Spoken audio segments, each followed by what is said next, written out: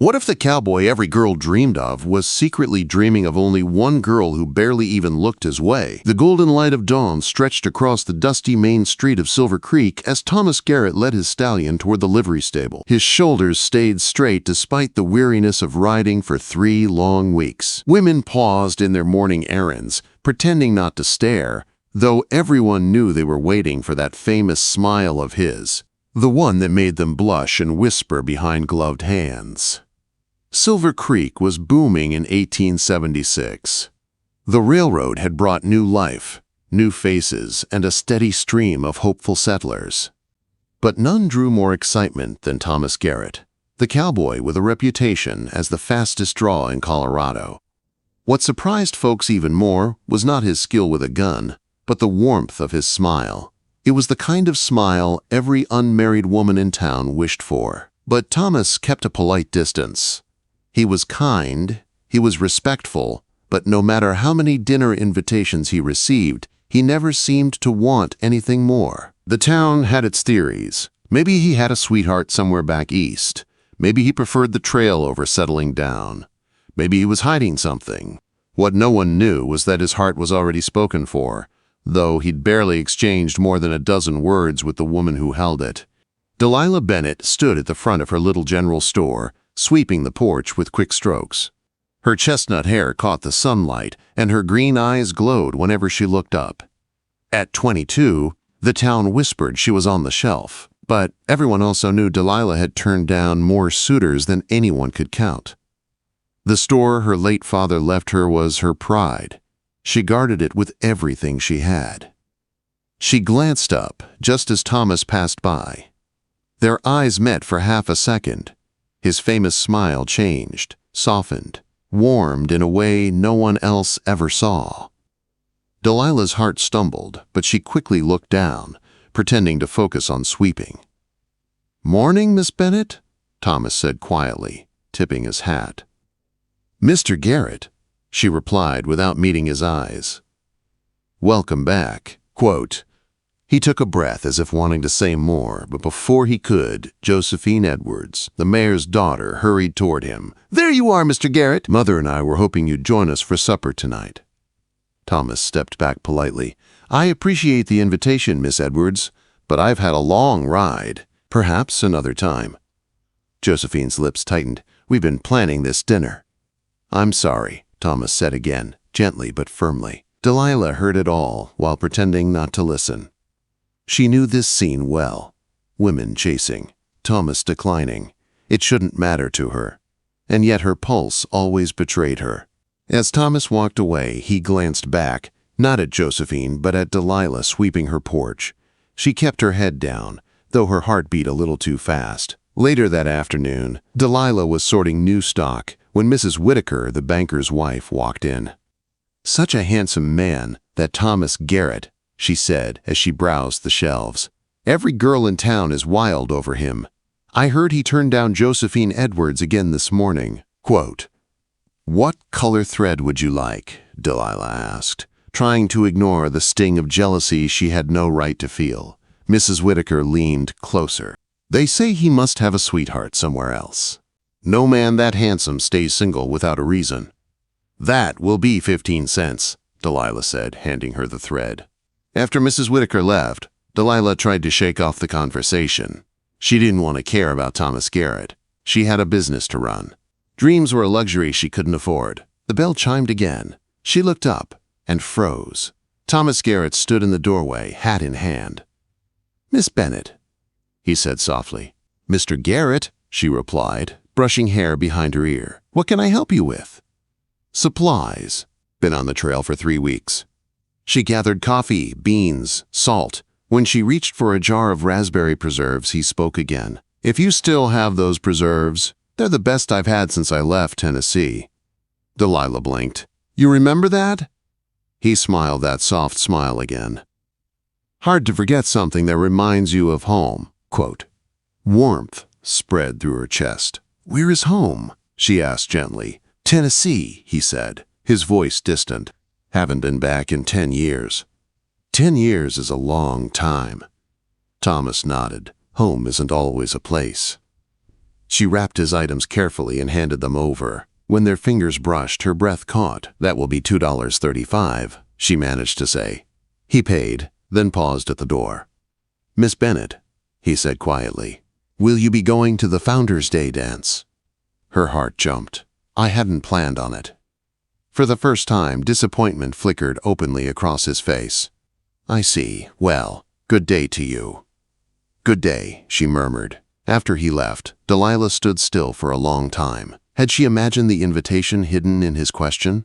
The longing in his eyes? The next afternoon, Maria Rodriguez burst into the store. "Delilah Bennett!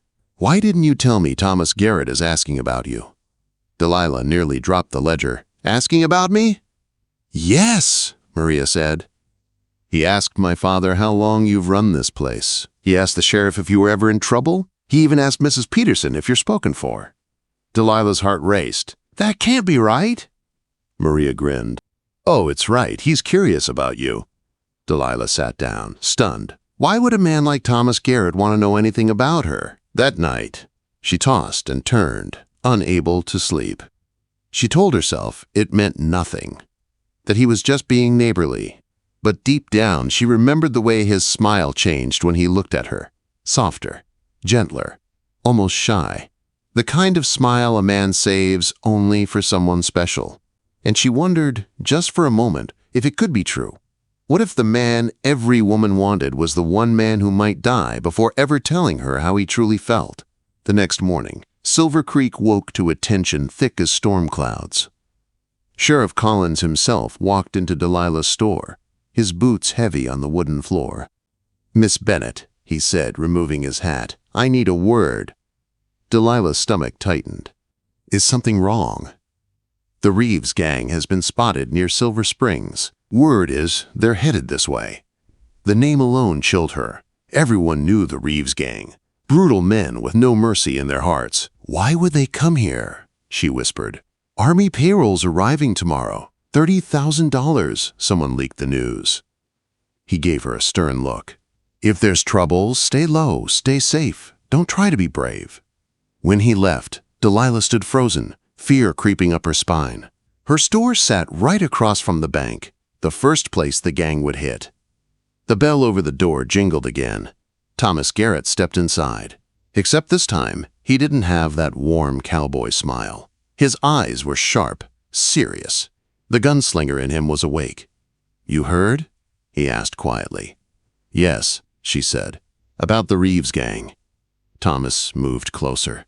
"I want you to close your store tomorrow. Stay upstairs, away from the windows."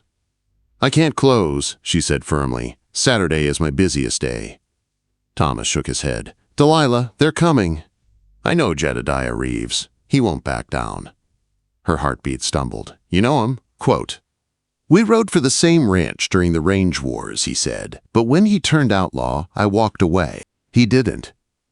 She stared at him, trying to understand. Thomas Garrett, the gentle cowboy who smiled at children and old ladies, once rode beside a monster like Reeves? "Is that why you're in Silver Creek?" she whispered. "You're running from them?" Quote, "No," he said softly, his gaze dropping. "I came here for another reason." Her breath caught, but before she could ask, he continued, "It doesn't matter. What matters is keeping you safe." "I can't abandon my father's store," she insisted. "It's all I have." Thomas stepped forward, his voice rough with frustration and something deeper. "And if you die protecting it, will that be worth it?" Quote, Their eyes locked. Neither moved. After a long moment, Thomas exhaled. "Fine," he said. "If you won't leave, then I'm staying with you." Her breath stopped. "What? No, Sheriff Collins needs you." "The sheriff has deputies. My place is here." "With you?" "Why?" she whispered. He hesitated, then stepped closer. "Because the first day I rode into this town," he said softly, "I saw you sweeping this porch, and I haven't been able to forget you since." Her heart slammed against her ribs. 6 months, he said. 6 months of buying things I didn't need just to talk to you. Delilah's breath trembled. "I noticed you too," she said. His warm, shy smile returned, just for her. "I'll be here at dawn," he whispered. The next morning came fast. Thomas arrived, armed, focused, and deadly serious. Together, they moved the counter and built a barricade. The streets outside grew still. Too still. "They'll attack when the payroll train arrives," Thomas said. Delilah tried to stay calm, but her hands shook as she organized stock behind the counter. "Thomas," she whispered, "what happens if they come?" He didn't sugarcoat it. "There will be gunfire. Men will die." "And you?" she whispered. He met her eyes. "I'll do whatever I must to protect you." Before she could respond, Thomas stiffened. "They're here." Hoofbeats thundered. Shouts rose outside. "Get down!" Thomas shouted. Bullets shattered the windows, glass exploding everywhere. Delilah dropped to the floor, heart hammering as gunshots filled the air. Thomas fired from behind the barricade. Outside, Sheriff Collins and his deputies were pinned down. Chaos reigned through the dusty street. Then, a voice cut through the noise. "Garrett? I know you're in there." Thomas froze. "Reeves. Jedediah Reeves. Come out," Reeves yelled. "Or we burn the place with the girl inside." Delilah looked at Thomas, panic filling her. "Thomas, no." "I have to talk to him," Thomas said. "Buy the sheriff time." "No," she begged, grabbing his arm. "He'll kill you." Thomas leaned close, cupping her cheek. "I'll come back. I promise." Before she could speak, he kissed her, a quick, desperate kiss full of everything they'd never said. Then he climbed through the shattered window. Delilah crawled to the counter, trembling as she peeked outside. Reeves sat on horseback, grinning like a wolf. One of his men held someone hostage. A girl. A familiar girl. Maria. Delilah gasped. "Thomas," she cried. "They have Maria." Quote. Thomas tensed. "Let her go, Jedediah." "Not until you give me what's mine," Reeves sneered. "The $10,000 you stole from me in Durango." Stole? Delilah felt the ground tilt beneath her. "Thomas? A thief?"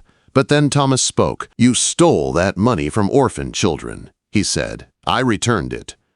Reeves snarled. "You think I care? Tell me where the money is, or the girl dies." Maria sobbed, begging for help. Delilah's hands shook. Thomas was going to sacrifice himself. For Maria. For her. She spotted the shotgun behind the counter. Her breath steadied. If Thomas was willing to risk everything for her, she would not sit quietly and lose him. She grabbed the shotgun. And everything changed. What if the moment she finally admitted her feelings was the same moment she had to choose whether he lived or died? Delilah gripped the shotgun with trembling hands, her heart pounding so hard she could barely breathe. Outside, Thomas stood alone in the middle of the street, unarmed, facing Jedediah Reeves and 10 armed outlaws.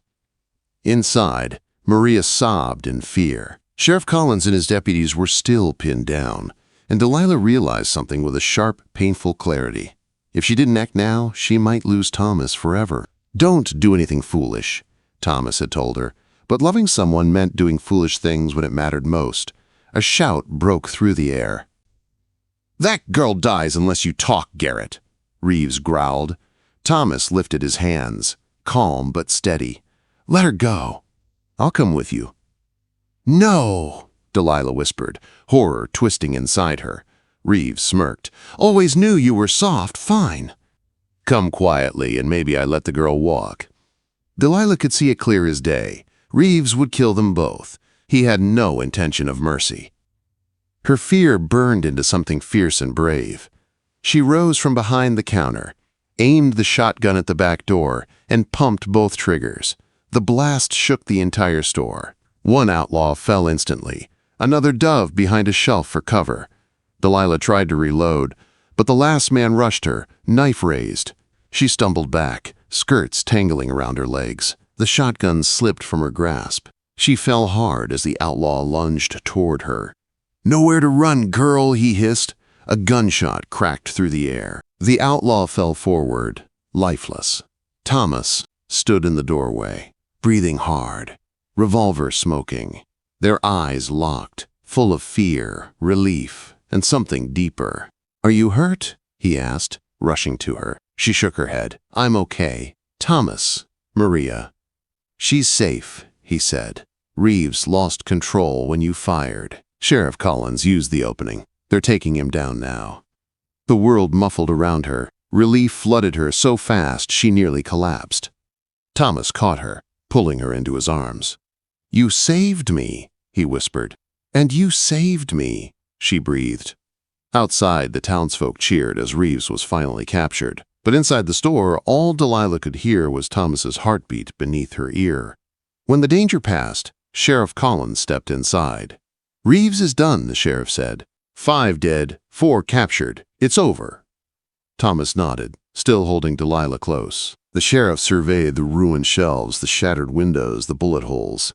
Town will help rebuild. After today, everyone owes you both. After the sheriff left, silence filled the store. Soft, warm, intimate. Thomas brushed a hand along Delilah's cheek. I thought I'd lost you, he murmured. You almost did, she whispered back. And I realized something. I don't want a life where you ride away again. I don't want a life without you. Thomas's breath caught. Delilah, he said softly. I came to Silver Creek because I wanted a place to stop running, but I stayed because of you. Her heart trembled. 6 months, he continued. 6 months of waiting for you to look at me the way I look at you. Thomas, she whispered, I've been looking. I was just scared. He smiled then, the real smile, the soft one, the one he saved only for her. He lifted her hand and pressed a kiss to her knuckles. I don't want to waste another minute, he said. If you let me, I'll stay here. I'll build a life here, with you. She touched his cheek, tears shining in her eyes. Stay, she whispered. Stay with me. He kissed her, gentle at first, then deeper, full of all the fear, hope, and longing they had held inside for months. Their future unfolded in that kiss. Quiet mornings, shared work, rebuilds, dances, children laughing, years of love that would grow stronger with every day. When he finally pulled back, he rested his forehead against hers. I love you, Delilah Bennett, he said. From the first moment I saw you. And I love you, she replied, voice soft but certain. My cowboy. In the months that followed, the town rebuilt the store. Thomas accepted a position as deputy, choosing Silver Creek as his home. He came to the store every morning just to see her smile. And every evening he walked her home, his hand wrapped around hers. On the night of the Founders' Day dance, Thomas took Delilah onto the porch of the town hall. The moonlight washed over her as the music drifted from inside. His eyes softened in that familiar way. Delilah, he said quietly, reaching into his pocket. I know life is uncertain, and I know I'm not a perfect man. But you are the reason I stopped wandering. You're my peace, my home. He sank to one knee. Will you marry me? Her hands flew to her mouth as tears filled her eyes. Yes, she breathed, pulling him up into her arms. Yes, Thomas. 1,000 times, yes. The town cheered when they walked back inside, hand in hand, hearts full. And though every girl in Silver Creek had once wanted the cowboy's smile, only one ever received the softest version of it. The version meant for her alone,